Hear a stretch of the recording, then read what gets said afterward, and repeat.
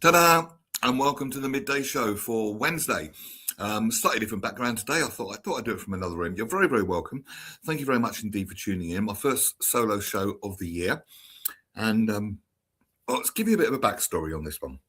So I meet all sorts of wonderful people from many, many walks of life on this show. Indeed, this is a globally broadcast show around the world, streaming. But really got a very, very cool one coming up for you today. I was out in the pub, funnily enough, which is very, very rare for me.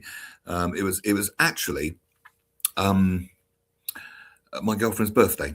It was the 19th of December. I remember it well. And a gentleman came up to me and we just started talking. And he tells me he's a published author. And I'm like, wow, which is pretty cool.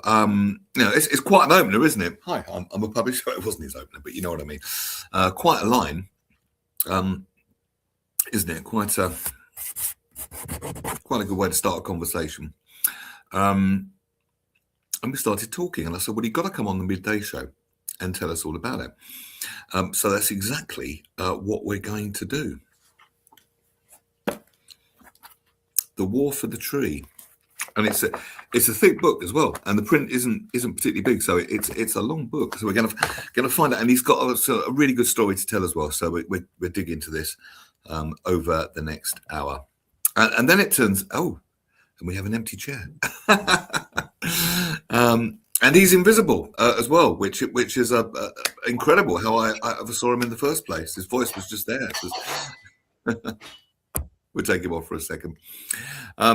We do a couple of comments. Let's get stuck into the comments. So we got Robert Van Buren. Hello, Neil. Hello to you as well. And Paul, afternoon, everyone. Hope you're having a good week. Yeah, does it feel fairly back to normal now? Hello, Matthew Aaron Fitzgerald. How are you? Hello, Neil. Nice to see you again. How are you? Nice to see you as well, sir. Nice to see you as well. Welcome to the show. Yeah, if you could move forward just a little bit and maybe just adjust your camera just a tad, that'd be really, really good. How's that? Can you hear me all right? Oh, have we frozen? Can you hear me all right?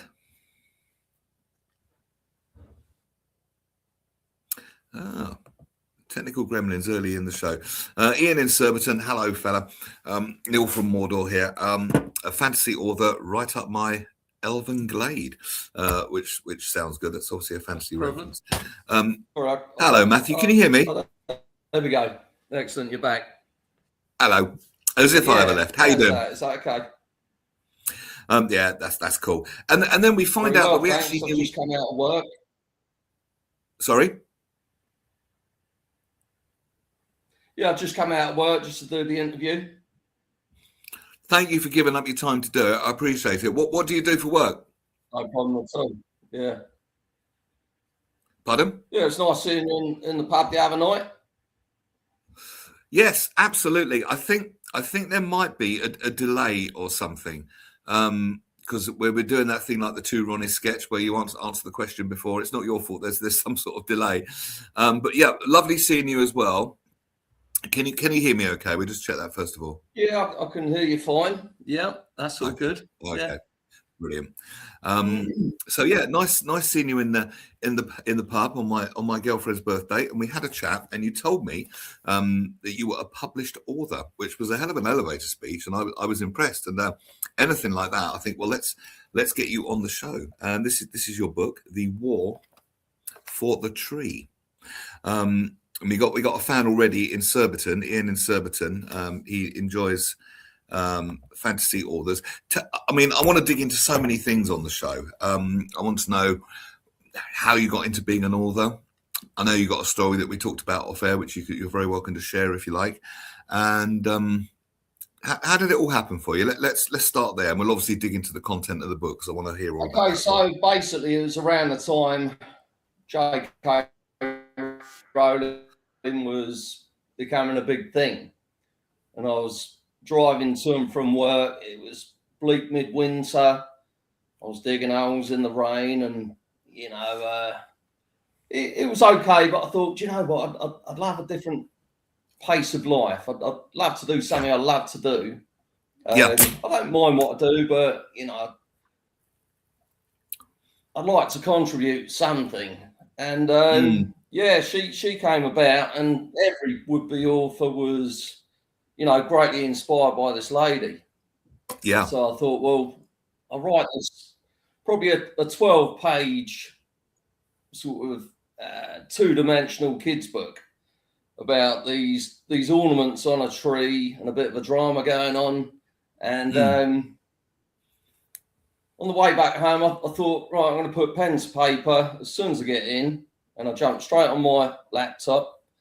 Yeah. And I just started typing it up, and it just became this book. I just didn't look back. I didn't think, hang on, this is meant to be a 12-page kids book. And yeah, now that's interesting. That's interesting. Once you got the flow of it, you didn't want to stop, and you found the ideas just kept on coming. Obviously.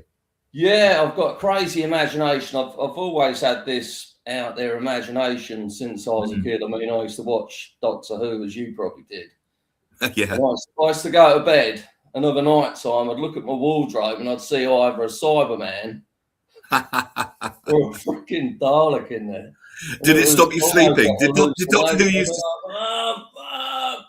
Did it used to scare you, Doctor Who? Because it used to scare me, the early episodes. Yeah, I'm a little bit younger, not much, but yeah, it's it certainly caught my imagination. I don't follow it now, but at the time, it was just, a nod to my imagination. It's always been out there, and I thought, I didn't doubt I had the imagination. My English vocabulary's very good. My written's better. And I thought, yeah, I'll have a go at a book. I didn't expect any success. I thought, do you know what? If I could do it as a top up to, my weekly wage at work, then it's a win-win. Or even perhaps do it professionally full time, which I'd still love to do. So it's just the one that you've written, is it, so far? Are you working on another? Yeah, I've written a second book called The Michelin Kid. It's about a kid who creates all these weird and wonderful concoctions and helps to save his parents' failing restaurant. I mean, imagination is a great thing. I think a lot of us don't use it an awful lot. Or if we do use it, we use it in the wrong way. It's something that needs, how can I put it? It's a great part of us. It needs harnessing, I think, if that's the right word. Because I know I'm capable of scaring myself with my own thinking quite easily. I really think you could be a stand-up comedian or an author yourself, Neil. Do you think? Yeah, absolutely. Your humour and mine are very similar. I do stand-up comedy, don't you? Oh, you do? Yeah, done it for 5 years. Come down and see you. Where do you perform? All over the place. We've actually got a night tomorrow night. I'll offer you a free ticket if you want. It's one of those come for free and pay what you want if anything on the way out deals. Yeah, sure. I'm tied up tomorrow night, but let me know. I'd love to come down and see you, support you. Okay. Yeah. Well, I do gigs. I do in and around Surrey, Hampshire, and I run my own or co-run my own club as well, which is called the Clap Comedy. But I'm not on every single bill because, hard as it might be to believe, people don't want to see me all the time. I know, unbelievable, but they don't. But yeah, I would love to invite you down. I'd love to, Neil. So I'll keep in touch on the phone or the WhatsApp. Let me know when your next gig is after. Please do. Well, I'll tell you what. After the show, I'll take your email address and I'll add you to our mailing list so you can get emails when the shows are. That's anyway, well. but enough about me. Tell us more about your book. It's such a novel idea, a war going on within a Christmas tree. I would have never thought of that. In a month of Sundays. Do you remember the moment when the idea struck? I think it's quite unique. It's a bit like the Nutcracker on steroids. So the basic premise is there's a young lad His dad's a broken man. It's Christmas Eve, and he's lost his mum to pneumonia, and he's got his little teddy bear. That's his go-to pal. And during the conversation at the table, he sat on the settee looking at the Christmas tree, and he sees this all-encompassing bright white light that pulls him into the tree, tumbles into the tree, lands in the snow, and his teddy bear becomes this big animated character, and they start traversing the tree. They start meeting the ornaments, all animated characters.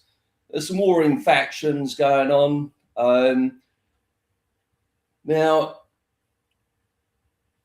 the tree is governed by a regular fairy.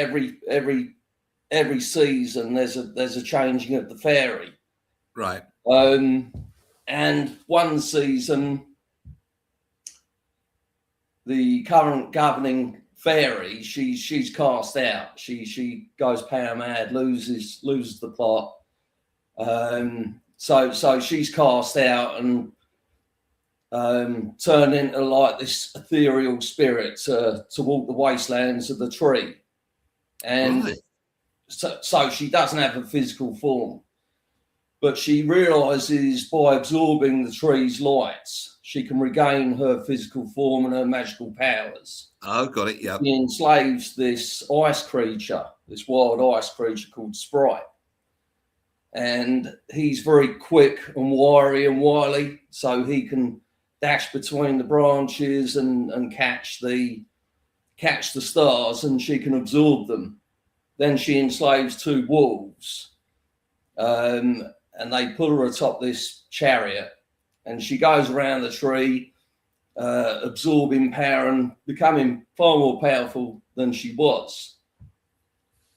So then she starts creating these magical chocolate coins, golden chocolate coins, and she gets some enslaved mice to make them, to smelt them, and then she magically animates them.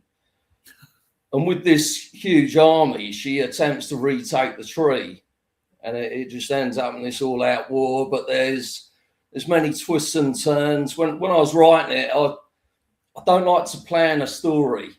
I just like to let it flow and let the characters do what they're going to do. And it's quite a tale. It's quite a tale. It's very unique. The characters, as you were writing it, literally came alive for you, and it was almost like you said to them, "Okay, where do you want the story to go?" That's fascinating. I find that really intriguing because I've not thought about writing that way before. It took me about 2 weeks of. It takes guts to write like that. My writing, by the way, when I first started writing, I started typing it up on a laptop, but I was in and out the fridge. I was answering the door. I was, just getting distracted, Googling stuff. Then I tried a notepad and an armchair. That didn't work. So I thought, you know what? I'm a bit of a bath monster. I'll lay in the bath and I'll build myself a rudimentary bath bridge. Yeah. And that's where I do all my writing. And when I get in the zone, I could be in there 3-4 hours, and I could call the missus and say, "Can you bring my dinner up?" And have you noticed dinner in the bath? Have you noticed just working away? Have you noticed, Matthew, that when you're in the zone or in flow, as I call it, we talk about mental health and flow states and all these sorts of things on this show. Flow state, it's like time doesn't exist anymore. It's like a very long present moment, and it's almost like it's flowing through you. It's like you're a conduit almost for it. Did you have that experience when you were writing? Because I've experienced that in flow. Yeah, I just thought this just fits me like a glove. This is sorry, this is my dog Rummy. That's all right. Hello, Rummy. Kids and pets are welcome. Who's this? This is Rummy. Hello, Rummy. How you doing? She selected me as her third favourite. So the wife's the favourite. Is that right? My daughter is the second favourite, And Oh, me, mate, I give her the best tummy place. tickles and all the affection, but I'm still banging third. She's loving the attention, it would seem. She's loving being on camera. Yeah, she is. So when I started writing, I thought this fits me like a glove. You know, Yeah. my written in English is very good, and I'm very driven as well, very, very ambitious. You know, and I have the writing style of there's a famous author, I forget who it was now, but he said you need to write drunk and edit sober. Oh, I like that. Yes. You know, so you're basically crashing out your work, and then you got the time afterwards to perfect it. You know, I do the opposite. I'm very diligent. I self-edit as I'm going along, and oftentimes I'll edit twice and then go back again and edit a third time. You know, so that's my style of writing. But it's lovely being in the flow. In fact, the best part of the book. Oh, it's magical. For me, was I was running a job for a building company back in the day. Yeah. And it was dependent on, it was a conservatory on a hospital. And I couldn't proceed until certain trades came in and did their thing. Sorry, Rami, we're in the way. So I did my best writing in my old banger of a car. It was perfect for me. I was just writing. And I wrote, you know, a great scene that really made me laugh and really set the tempo for the rest of the book. I mean, it's not a short book, and it's very intricately written, and the languaging is very clever. The vocabulary is very clever, and it's a very interwoven, clever story. Much. I mean, my writing style is very succinct. I use a good word economy. You know, I love to keep a pace. I just can't abide these books that, you know, they're just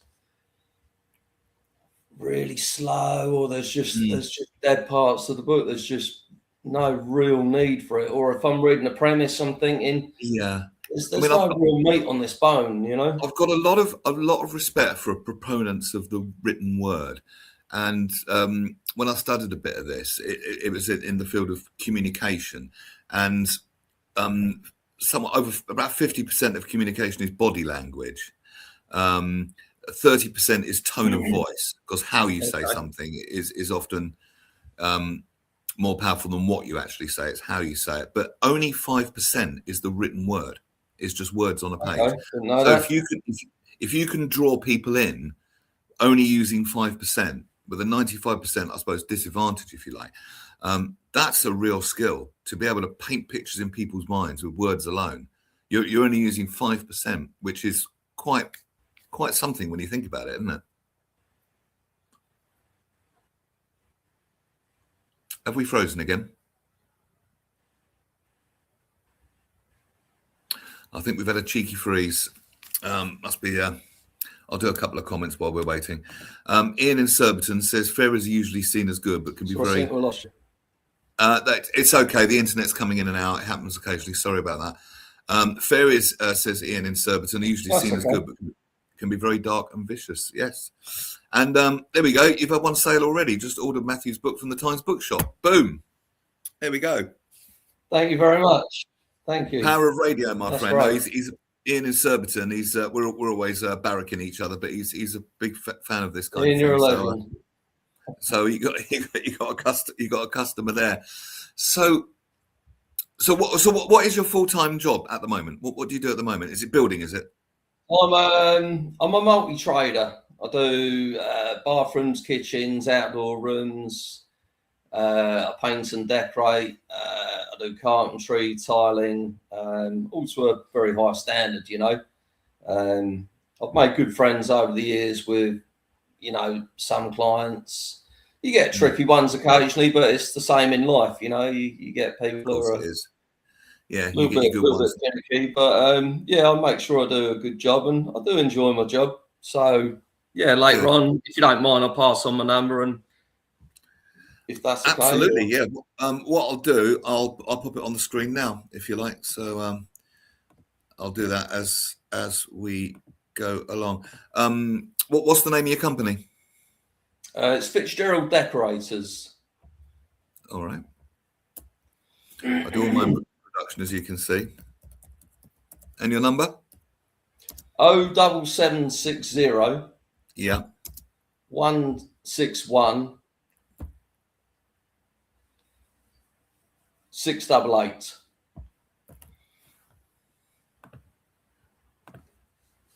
There we go. We'll leave that up there for the rest of the show. That's perfect. Many thanks. Yeah.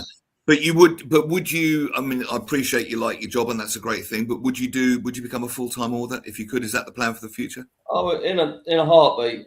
Yeah. In fact, my greatest wish is for The War for the Tree to become an animated film. Yes. It would lend itself very well to that. Have you approached anyone? My wife's side of the family, they're all in the film game, the Hollywood film game. Oh, that's quite handy. Yeah, they've worked on the Avengers and James Bond and stuff, and very nice people. And I mean, her brother John, he's one of the world's top cameramen. He's read it, but he read it initially with the view to directing it, and he said he's going to reread it and perhaps pass it to Netflix. But I'd love it to become a staple of Christmas alongside Polar Express. And I mean, who can say? I mean, why not? Because people didn't think A Boy Wizard would do particularly well, but you always get that, and then these people have proved incredibly wrong. But I think it's franchisable in the sense that there's more than one story in here. It's so interwoven. There's 1,000 good plot lines that could spring out of the original, isn't there? Yeah, certainly. I just think it would make such a fantastic animated film. It would. I can almost see it. It bears a lot of resemblance to what's the Watership Down. In there's necessary violence to it, you know. It's not violence for the sake of violence, but I don't pull any punches, you know. No, and neither did Watership Down. I mean, predominantly the characters being killed off are animated ornaments, you know. So, you know, it's not gonna have mothers and fathers, you know, worrying, oh, this is gonna pollute my child's mind, you know. There was I saw a good film recently called Sketch. Have you heard of it? No. It was basically it was fantasy again, and it was a girl who was frustrated with life, nothing's going right, blah blah blah, and she's got a sketch pad that falls into a sort of enchanted puddle, and then of course when it dries out, anything that she sketches on it comes alive. So she's putting all her anger down, really, several sheets of paper thick, and then it all comes alive, and then of course chaos reigns. And I thought that was quite a clever idea. That kept me entertained. But that was premise. Yeah. It wasn't a bad premise at all. It had a 12 rating. It didn't because again there was some threat necessary in it. Mind you, Watership Down had a U rating, and some of that was horrible. I did see it when I was very young. Very young. I must admit. If you think they took the violence out of it, it probably wouldn't have had legs. It wouldn't have gone off the ground. Neil, no, it was a great story. I mean, it didn't pull any punches at all. That's actually my favourite book. Weirdly, I don't really read that much. I read very little. I love a lot of Stephen King. As I say, Watership Down is my favourite book. Who wrote that? I've forgotten who wrote that. Yeah, the Harry Potters. I forget his name now, but it's a lovely book. It's everything's in the right place. You know, his wording and his names names for things. It's just a solid poetic story for me, you know. Yes, And I love the it very animated much is. film as well, you know. Richard Adams wrote it. Richard Adams, that's right. Yeah. Yeah, Richard Adams. I think I've still got the book somewhere. It's something I could maybe revisit at some time. So, Yeah. tell us a bit more about your new project. You touched on that earlier. Tell us more about that. Yeah, so the Michelin Kid, his mum and dad are again broken, but his father's given up. You know, he's a chef, but he's thrown in the town. His mother is kind of trying to make ends meet, and so their son, this young lad, he ends up watching this cooking show, and this idea sparks in his head. You know, I'm going to create these fantastic interactive menus. You know, so yeah, and they've got opposition across the road. This fat chef who's reveling in their demise, basically. Yeah. And this kid hatches a plan. He and this friend called Davey. This young lad gets up onto Davey's shoulders and pulls on this long trench coat, and they buy a load of rats at the local pet store, tuck them in the pockets, go to this restaurant, and the one of the lads keeps ordering wine, so he's knocking back this wine, pretending to be an adult. They got a moustache and stuff, and the other one beneath keeps giving him a dig, saying, "Don't get drunk, don't get drunk." So anyway, they release these rats into the restaurant, get the place closed down after this mayhem erupts, and this guy Peston is his name, and he ends up sleeping rough. Now this kid, he feels bad for him, and he says, "Look, you know, come work at our restaurant. You can be the lead man." He used to be a ringside entertainer. So they enroll this Peston, and he writes up this menu. It's you know, queues round the block. There's media coverage, and yeah, it goes swimmingly. You know, it's a lot of fun. It's very heartfelt and emotional. It's a very quick read. It took me. I reread it with a view to editing it, and it took me about 23 minutes. So it's a very quick read. It's very Roald Dahl-esque. It's very much in that mold. I loved Roald Dahl when I was growing up. Did you? I thought absolutely fantastic. His children's stuff was great, but I also enjoyed the Tales of the Unexpected as well. They had a delicious dark twist to them, and they I used to love that as well. And there was a sister show at that, or a spin-off. I forget the name of that. That was very good. Oh, the name escapes me now. Oh, not Tales from the Twilight Zone. No, wasn't that? Was it? No, Tales of the Unexpected. But there was another. I can't remember the name of it. But no, I don't remember the spin-off. But I remember seeing some of the televised versions of that, and some of them were really dark. Really dark. Yeah. But again, Roald Dahl had that capacity to draw you in with that. I didn't know it at the time, but with that 5%, and his books were just fantastic. Really good.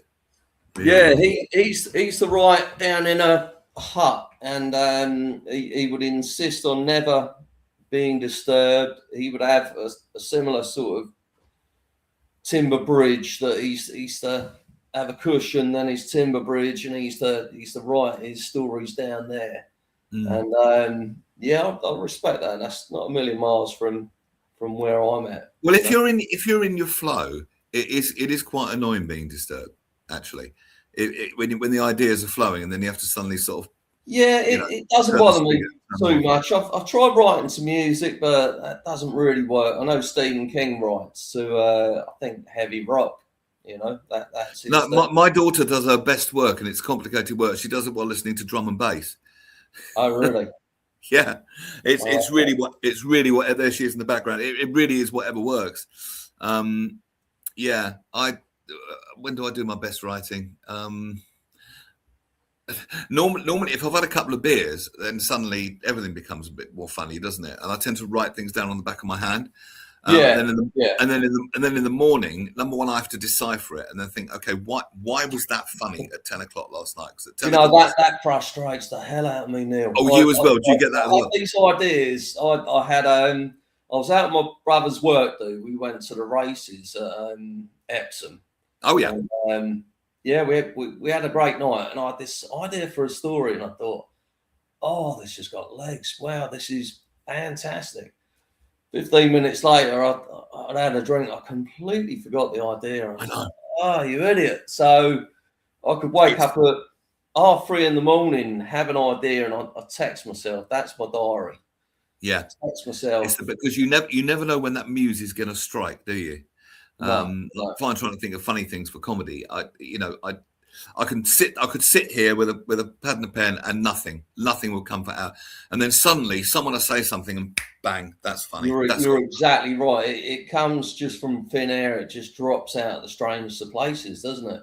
You know? Yeah. Now, how does that happen? Is that our higher mind? Is that universe? I mean, how the creative process itself fascinates me. How we bring something, from an idea to tangible form. It's. I've actually written a third. Well, I'm starting to write a third book. I plan around probably 19 to 20 books. I think the War for the Tree will be a definite trilogy. Potentially 4 books, quite possibly 4 books. I've got a supernatural detective horror thriller. That sounds good. Yeah, so it's tell us a bit about that one. It's about a Jamaican lady, and she's secretly employed by Scotland Yard to solve and finish up on cases that are supernatural, otherworldly, and it's about demons who come into our world, and they visit random bedrooms and they find people sleeping, and through a series of touches, when you itch yourself, scratch yourself at night rather, if they can touch you 5 or 6 times in a certain sequence and you react, they know you're conducive. They can reach you. Then they can pull through a physical being, a creature, to torment that person. God, that sounds terrifying. Oh, Neil, you won't sleep when you read this, my friend. It's going to be absolutely horrific, but. That sounds once these creatures, sort of stroke demons, come through, they can influence how people behave and react, and get them doing things bad enough that their soul is pulled down to hell. Wow. So she's gonna. I didn't initially plan on a sidekick, but she's gonna have a young Asian lad called Kim, who's a bit of a klutz, and he's employed by the commander just as a make the tea and do this and that, fetch some papers. But she will have realised at the moment of seeing him and meeting him that he's got this power as well, and she's going to tap into that and train him up, and that could run and run. Horror's actually a lot easier to write than kids' books. It's. You think? Yeah. The writing kids' books is actually quite tough. You have to go really hard on the word economy. And you have to keep the story jumping and keep it engaging and lively and being a real page turner. But horror, there's so much more out there. There's so many stories you can borrow from, and it's it's a great genre to write. It's just flowing out. Is there a classic horror that you'd like to reboot in your own style? I'll tell you, The story I wished I'd written is Misery by Stephen King. Oh, that's so good. I think that is such a phenomenally good film. And the acting, James And, Caan and and, Kathy and Bates, Kathy wasn't it? Bates And the and way James Caan. and And, the way and his sarcasm plays off her sort of childlike naivety, but really dangerous. I thought that if was you think brilliant. 70% of the book is set in one room with the So guy in simple. bed. Yeah. It's that good. Do you know what I mean? It's it's a crazy good story, and I find the film darkly hilarious. I just laugh my head off thinking, how did you get in this position? You idiot, you know? The Yeah, sledgehammer just bit. a powerhouse. I think their greatest acting performances, and fantastic story. Greatly enjoyed that. I'd love to have written that, you know.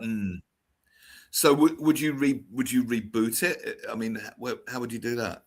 No, I'd never plagiarise, or my stories I plan to be entirely unique and you know, just straight from my imagination. You know, I don't, you know, I just plan to really capture and enthrall people's minds, and I 100% believe I can do that.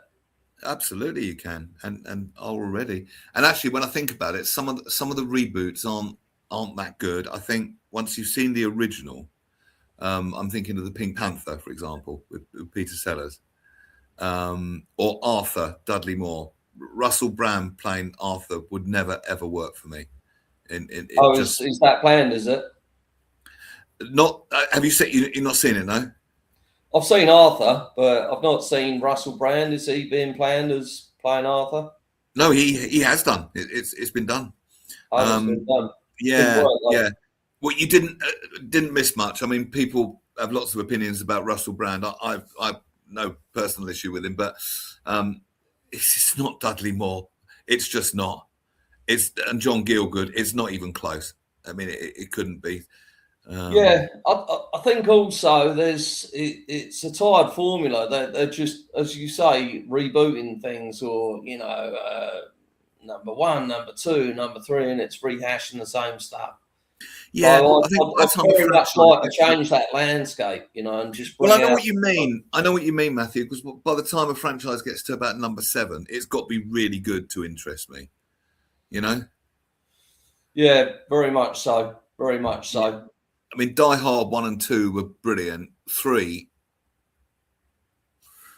really no. Terminator 1 and 2, brilliant. 3. You have the final answer. Die Hard, a Christmas film? Oh. Well, it's a film set at Christmas. People are getting into quite heated debates about this. I actually don't care. I just like the film. Yeah, it's a great film. Yeah, it's a lot of fun, isn't it? Have you ever seen Violent Night? No. That's worth watching. It's kind of if Die Hard was put in a blender with Home Alone. It's kind of that, and it's got this brilliant homage to Home Alone in it. Yeah, it's kind of Die Hard meets Home Alone at Christmas, if you like. Okay, sounds interesting. I'll give it a look. Very, the Home Alone tribute scene towards the end of the film is one of the most original and darkly funny things I've seen in a very, very long time. Absolutely. Okay, yeah, I'll give it a look. I'll give it a look on that recommendation. All right. Ian in Surbiton is getting quite chatty. Obviously speaking to him. He says, good stories spin-off from readers. Look forward to reading it far away from New Mordor. He mocks me for being in New Malden. How dare he? He thinks he's him in Surbiton with his posh picket fences. Yeah, whatever. I'm used to violence in my reads. The Grey Bastards trilogy by Jonathan French being one example. You familiar with that? I'm not. No, as I say, I've only really read relatively a very small handful of books, you know. The amount of books I've bought, and with a slow start, I've just got to put down, you know. So, but that must make you a better writer, because you're aware of that need to get people involved in the story quickly. It's just my personal style. You know, it's the same with films. There's no real need. I do understand the suspenseful build-up, you know, and sometimes you have to cover a lot of story or backstory. Yeah, and build the characters and that sort of thing. Yeah. Come on, people. Let's get things moving. You know, Mm. I mean, it's the entertainment industry after all. You know, so Yes. yeah, I very much plan to just have almost a 100-mile-an-hour pace to anything I do. You know. So you've got about 19. Have you got the working titles for these 19 or 20 that you've got planned? I don't want to talk too much. I mean, they're very much in their fledgling stage. Sure. I've got a commander who becomes a pirate. So it's going to be a pirate story. That'll be a one-off, no doubt.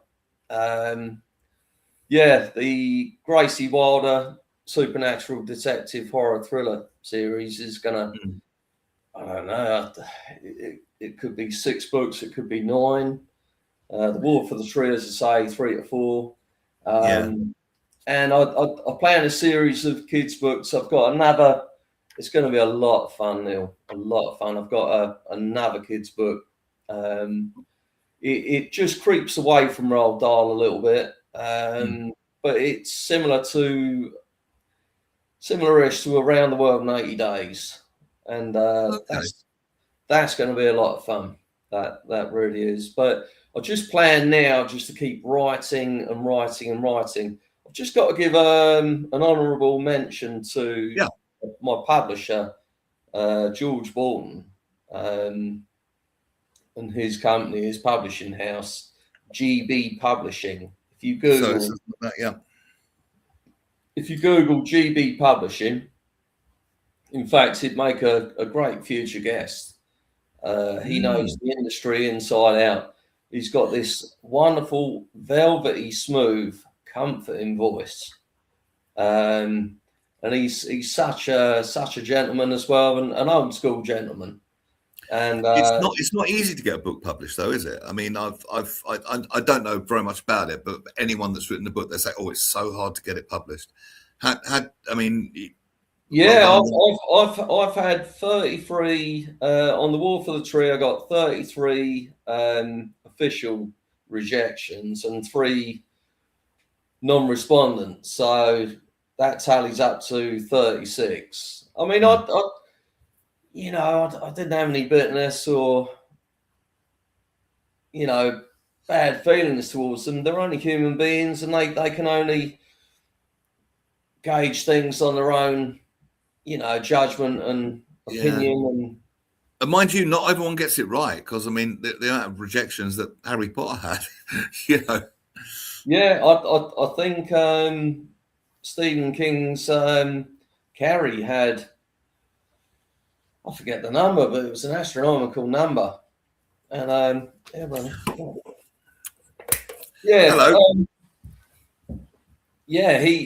had an abnormally large amount of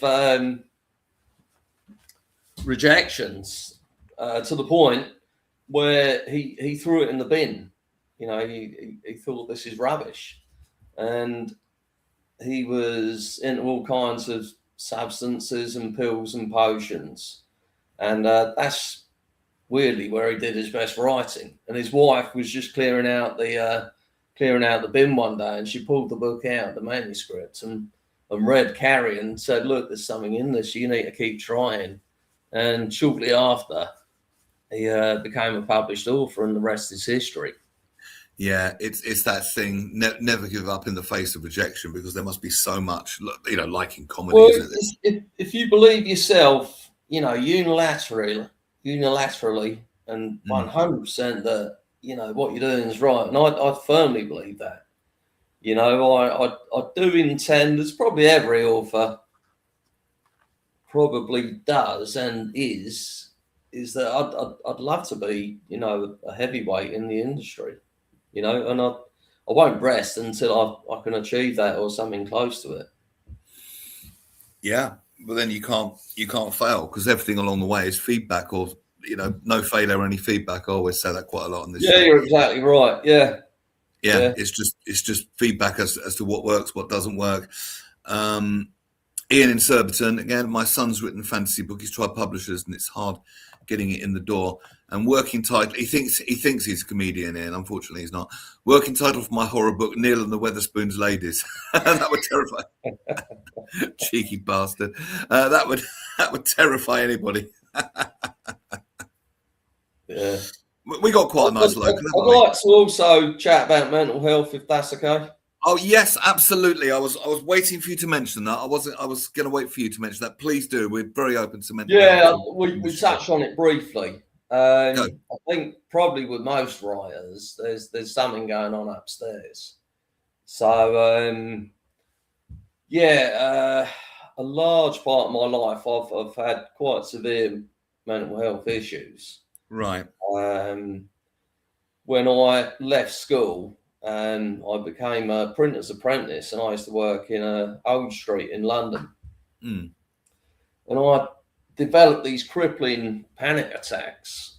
I think they were born from I was into the rave scene, and I was, into pills and potions and all sorts. And I was out nightly, getting stoned and not sleeping, not eating, and I didn't really know how to say no, and I was just running in the red constantly, and I just kind of crashed and started getting these crippling panic attacks, and they were super severe, just terrifying things they were. And I went from there, and I managed to calm them down. The thing with panic attacks, I mean, but they're terrifying. It literally feels like you're going to die. I mean, physiologically, they're harmless, but it doesn't bloody feel like it. No, quite. Yeah, well said. It's if anyone watching experiences them, it's just merely a trick of the mind. The more you think on them, I felt like they were a puzzle to be solved. I was constantly turning them over in my mind, but what's causing this? How can I remedy this? How can I nullify this feeling? And what you need to do, or what worked for me, is you need to just stop feeding them, stop thinking about them, and go about your day to day.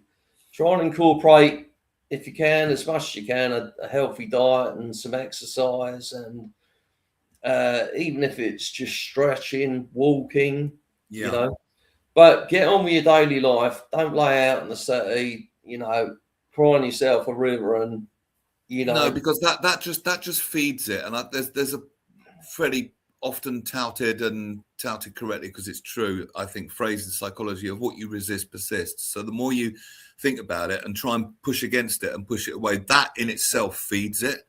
But if you can let it be there almost as the observer of it, I know it's that sort of touching on mindfulness a bit, but that can be really helpful as well, because it's almost like you're watching someone else experience it, if you know what I mean. Yeah, very much so. And breathing's very important. Sort of drawing a deep breath from the pit of your stomach, hold your breath for 10 seconds, slowly let it out. Relax yourself from your top of your head to the tips of your toes. And it's very hard to do, but try and clear your mind. Just become an expert, an absolute expert at thinking of nothing, and they very quickly leave you. And once you come out of panic attacks, it's very hard for them to find their way back in. But it's purely a trick of the mind. Just don't feed them. Don't keep thinking on them. Just go about your day to day. That's my advice anyway. I think my theory is it's the subconscious mind trying doing what it's designed to do, which is to protect you. But the problem is it doesn't have the critical thinking facility of our conscious minds. So it's just knee jerk. Trigger, action, not sort of trigger, stop and think about it, action, if you see what I mean. But in doing what you articulated brilliantly there, you're essentially reprogramming it. You're essentially teaching it to respond differently to use that Yeah, automatic function. it's not necessarily something you need to block out. It's something you need to weaken, destabilize, and slowly phase out. So you're just putting up a shield. Initially, you're dodging and swerving it, but then you just stood there deflecting it, and it becomes very easy. I know they'll never play me again. Then thereafter, I got sectioned. In fact, I've had 4 sections. For goodness. So, and very, very severe, actually. Yeah. Yeah, my first section, I was burning out at work. I was pushing myself too far, which you shouldn't do, you know. And it just came upon me. I suddenly felt I had superpowers. I'm not talking like an X-Man. Unfortunately, I couldn't fly or become invisible or burn someone's face off with an X-ray or a laser beam, you know. But I felt I could read people's minds and, you know, predict things and stuff like that. And I took it and ran with it and started telling my family I had all this going on. And they took me up to a mental health unit.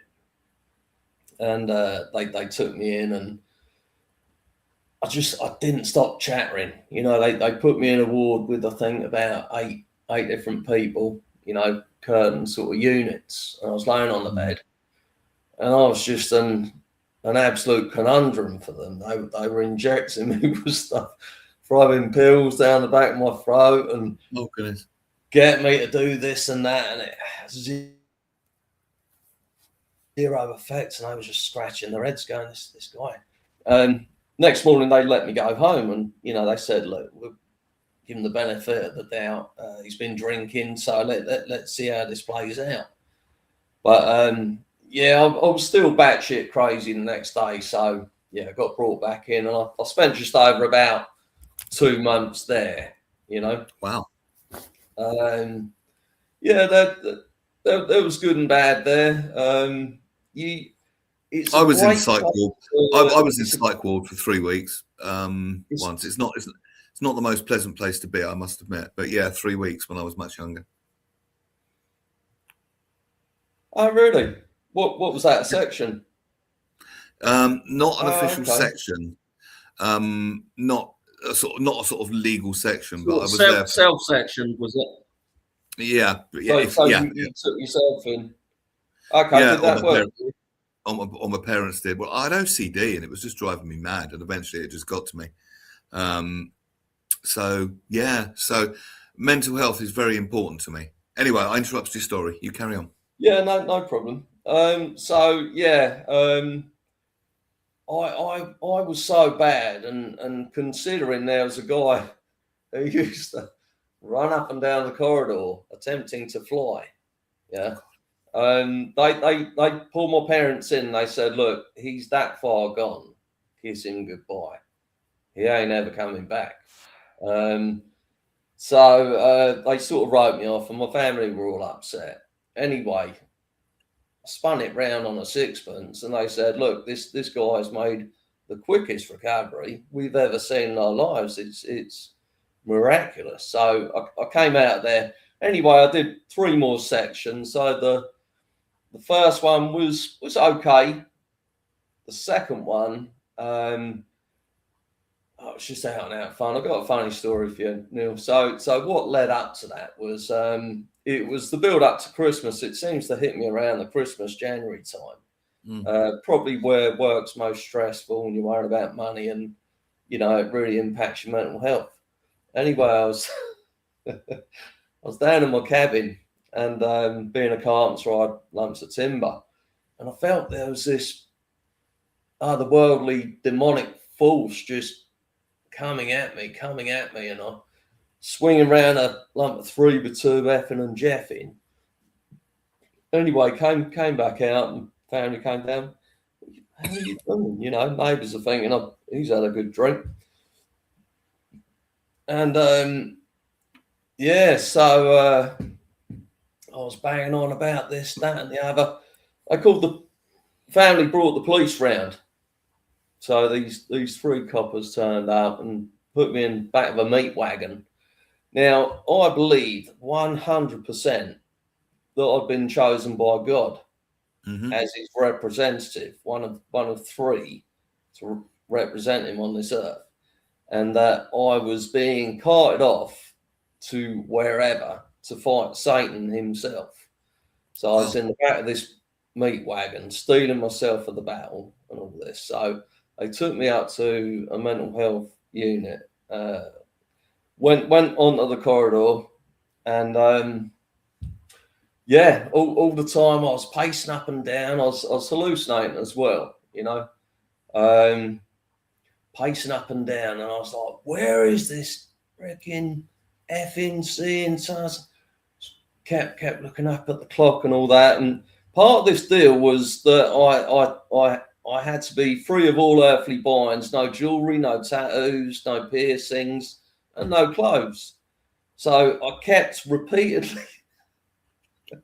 trying to strip naked, running away from the staff and trying to strip naked, expecting the devil to burst through the door, but I was absolutely raring for this tear up. And I'll tell you, the hounds of hell could have burst through the wall, and I'd have been going at them. You'd have had them, yeah. Put me on the wall and took me medication, and I quickly came down. But that place, the people there were fantastic. That's the best things. That's the best thing about being sectioned, is you really create this life bond with these people. You're all suffering similar issues.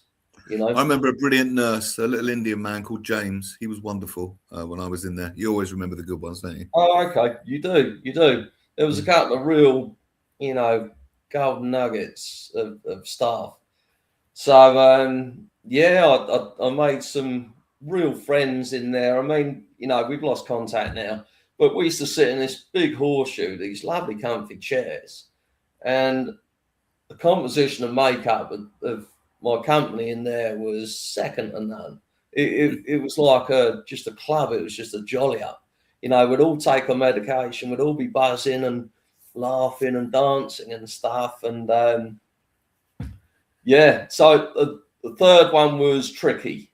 It was tricky, actually. It was there's a couple of guys there. They were sort of alpha males, and they try to run the place almost like two gangs, if you like.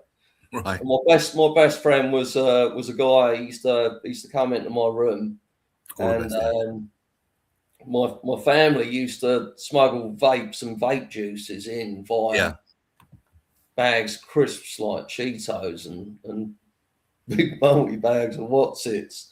And they'd re-glue, and seal them up. And I'd have a proper vape in there. Otherwise, they used to sell these little crappy flutes that didn't last 2 minutes, and it took forever for the staff to go and buy them. And these things were awful. But I had this wonderful, like a grenade, this vape, and this guy, he'd served about 25, 26 years for armed robbery.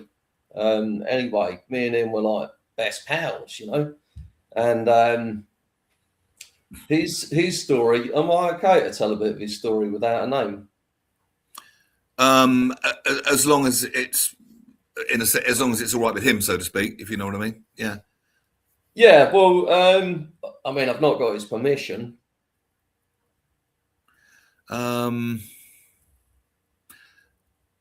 Just maybe err on the side of caution, maybe. Okay. Yeah. So he became a firm friend in there, and then the fourth section was that was the trickiest of all. It was a very small place. There was a couple of violent lads, and it wasn't the best, and it wasn't the best well run. But the lady who ran it was an absolute angel. She used to feed a homeless guy outside every morning and every afternoon, and I don't regret it. It's just one of those things that happened. It's What I've picked up on in you telling me these stories, it seems that once you set your mind to something, even if you don't know how it's going to turn out, I noticed it when you were talking about your writing and about getting over your panic attacks. What I picked up from that is, I'm sure our listeners did too, that once you set your mind to it, it's happening. That's it. It's almost like an intention. Do you know what? You've hit the nail on the head. My wife said to me many years back, she said, once you say you're going to do something, you absolutely do it. You know? But you've really got to roll the dice. Which is a powerful place to be. That's powerful because not many people can do that. And you're also using your imagination in a productive way. Certainly now with the writing. Do you feel the writings help you heal? Not especially. I just feel like I've got this gift to give to the world. You know, I'll always write. You know, I'll always push. As hard as I can. I've got to mention also my editor, Christopher Ritchie. He's written some great books as well. He's won some awards. Brilliant. What an editor that guy is. He's he's great. But so back to the mental health for a second. Are you much better now? All good now? Yeah, absolutely rock solid. I mean, Brilliant. The thing also to remember is these things are only temporary. They're only ever temporary. And it's, you know, you just got to get on with your life, basically. The more you get on with your life, the more these things go away. But they're only temporary. You know, they come and go. And all the best people are a little bit mad, aren't they, Neil? You're a bit well, they do say there's a fine line between genius and madness. They do say that. Yeah. And perhaps it just comes down to how we use our minds and knowing that we can use our minds rather than our minds using us. I think Einstein said the logical mind is a great servant but a terrible master. Your stand-up comedy, Neil, if I can fire a couple of questions at you, is it sort of observational comedy or no? It's parody songs. It's parody songs. When I was younger, because we used to hang out when we were younger, didn't I? When you mentioned that to me, I remember you and your brother. I remember you from years ago, back in the 80s. I'm sure I do. Yeah, I'm sure I do. It was mostly my brother. I bet you a couple of times, but yeah, you and my brother. Do you remember the Clancy boys, John and Brian Clancy? Yeah, I know the names. Yeah. It's like the New Malden Massive as it was then. Now there's only two of us left, and most of them are in mobility scooters. So you do parody songs, do you? Yeah, as I was saying, back then, me and about three mates used to, whenever someone in our friends group had a fail with a car or a girl, which was the normal two subjects, one more commonly than another, or actually about the same, we'd write stupid piss-taking songs and put them on cassette and to chart hits and sing them. And there was one guy that was really, really, really good at it, very cutting. And then by a series of coincidences, I met him 30 years on. And I said, do you remember those silly songs we used to write? What about us writing some more, but with a broader appeal? So it wouldn't be about, I don't know, Steve from New Malden. It would be about Boris Johnson or Donald Trump or stuff that everyone could relate to. And it's going really well. And people seem to like it. So, yeah, that's what I do. I'd love to come down and see you, Neil. I owe you a couple of beers, by the way. No, you don't. Well, I'm sure we're bumping to each other at the pub, won't we? Yeah, of course, yeah. Matthew, it's been lovely talking to you. Thanks for agreeing to be on the Midday Show. Good luck with everything that you do, particularly the writing. You're absolutely right. And I love the attitude. You've got a gift you want to share with the world. So many people either don't believe they do or believe they do and do nothing about it. And you're not in that category. You're actually doing it, which is wonderful. So good luck with everything. I'll have a beer with you next time. My pleasure. Thank you so much for inviting me on. I'm sure I'll see you down the pub, my friend. Yes, indeed. And for Fitzgerald Decorators, quick shameless plug. I've covered all the areas I work in, but I turn up on time. I do a nice job. I kick my shoes off. I sheet up, protect everything, and yeah. 07760 161 688. Do you have a website as well, or just the number? Yes, fitzgeralddecorators.co.uk, I believe it is. Okay, Yeah. spelt as it is on the screen, fitzgeralddecorators.co.uk. It's been absolutely lovely talking to you, Matthew. I'll catch you down the pub, no doubt. And ping me your email address. I'll put you on my mailing list and let you know where the comedies I are happening. will do. Love to come down and see you, Neil. God bless. And if people want to get your book, available in all good bookstores, The War for the Tree. Brilliant. And I will be happy when I see this on telly over Christmas as an animated adventure. Good luck to you. Good luck to you, my friend. Take care. Bye. Bye-bye. Oh, what a lovely guest. Yeah, just literally just met him down the pub, and these conversations start, and then they end up on the midday show. Thanks for interacting, particularly Ian in Surbiton. I think he's gone now, but thanks for your comments, and thank you for buying the book, Ian. That's really, really appreciated as well. One more quick comment before we go. This is radio royalty to me. Susie Becker. The Susie Becker. Neil, I'm holed up in bed recovering from a complete hamstring avulsion. That sounds awful. Tore clean off my pelvis, so it's good to see you here. I hope you're well. Oh, Susie. I've had orthopedic surgery. Just call me Hoppercong, or maybe Hopalong, as meant to be. I don't know. Susie, lovely to hear from you. Me and Susie's paths cross probably about once every 2 years, and we have a chat and bemoan the state of the radio industry today, and we chat like a couple of old anoraks. Susie, get well soon. Lots of love, and really good to see you here. Yes, she says, hop along. Susie, get well soon. Maybe we should get you on the show as a guest. I'm sure we'd have many interesting things to talk about. Maybe you'd like to do that. Hit me up on the socials if you would. Russ is back on Friday with theatre critic Jonathan Baz, Chantal Ricards, Screen Queen, and the King of the Cravat, Phil Dave as well. Susie, you better hit me up on the socials, girl. I need to get some guests booked in, so you will probably get on pretty quickly. That'd be really nice. You want to get in touch with me, neillong.com.